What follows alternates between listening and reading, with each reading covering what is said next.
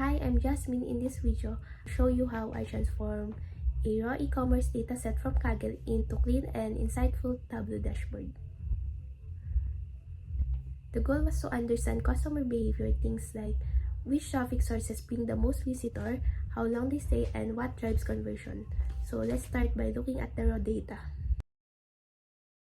Here's the original dataset. It contains key metrics like page views, session duration, bounce rate, traffic source, time on page, previous visits, and conversion rate. I imported this raw e-commerce data into Tableau and opened the data source view where I can see all the columns and a quick preview of the values. So at this stage, the data isn't fully ready for analysis. Some column names are inconsistent, text values use different formats, and certain numbers need to be converted to make them easier to interpret. Before building any dashboards, it's important to make sure the data is clean and well structured. Clean data leads to accurate analysis and clearer insights. So in this step, I'll walk you through how I prepared and cleaned the e-commerce dataset in Tableau, from organizing column names to standardizing values and removing any inconsistencies. The first step I tackled was making the column names consistent. Clear and uniform names make it easier when creating calculated fields or filters later. For example, I changed page views to page underscore views and session duration to session underscore duration, so I replace spaces with underscores across all columns for a cleaner look.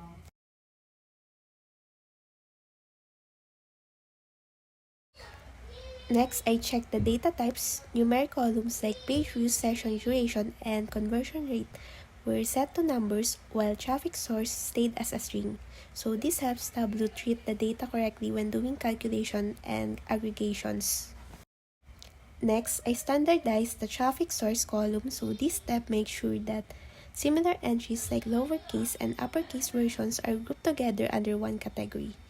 In these datasets, all entries were already consistent, but I still check and confirm there were no duplicates. In real projects, it's common to find messy categories, so grouping them early prevents error in analysis. Next, convert bounce rate and conversion rate to percent. So the bounce rate and conversion rate were stored as decimals such as 0.3 for 23%, so I created calculated fields to multiply them by 100 and formatted them as percentage. So this makes them easier to read and interpret in the dashboard. Also, I remove extreme outliers from the dataset.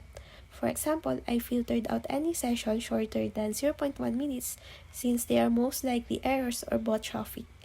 I also excluded page views above 20 as they are rare cases that could skew averages, so this keeps my dashboard focused on realistic and meaningful data. Once the data was clean, I moved on to visualizing it. So let's build one example together, which is page views by traffic source. First, I drag traffic source to rows and page views to columns. I changed the chart type to a horizontal bar chart so it's easier to compare values side by side. Then I added colors to each bar for quick visual distinction. After that, I sorted the bars in descending order so the traffic source with the highest views appears at the top. Finally, I displayed the labels on each bar so viewers can see the exact numbers at a glance. Now that the data is clean and ready, here's the final e-commerce dashboard I built in Tableau. At the top, we have the key performance indicators, total page views, average session duration, average bounce rate, and conversion rate, so giving a quick snapshot of the site's overall performance. Below that are bar charts showing how each traffic source is performing, making it easy to compare channels side by side. On the right up, I've added filters so you can switch between visitor types or focus on specific traffic source for deeper analysis. Finally, there's scatter plot comparing conversion rate against session duration, which helps reveal patterns between how long visitors stay and how likely they are to convert.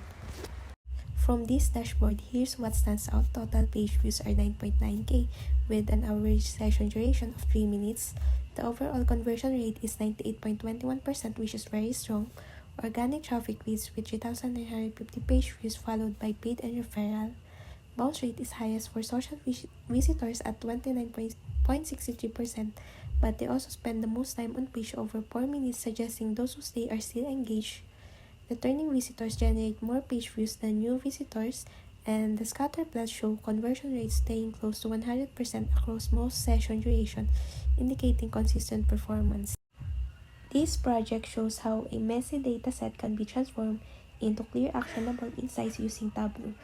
By visualizing performance across traffic sources and visitor types, we can help businesses focus their marketing and improve engagement. Thanks for watching.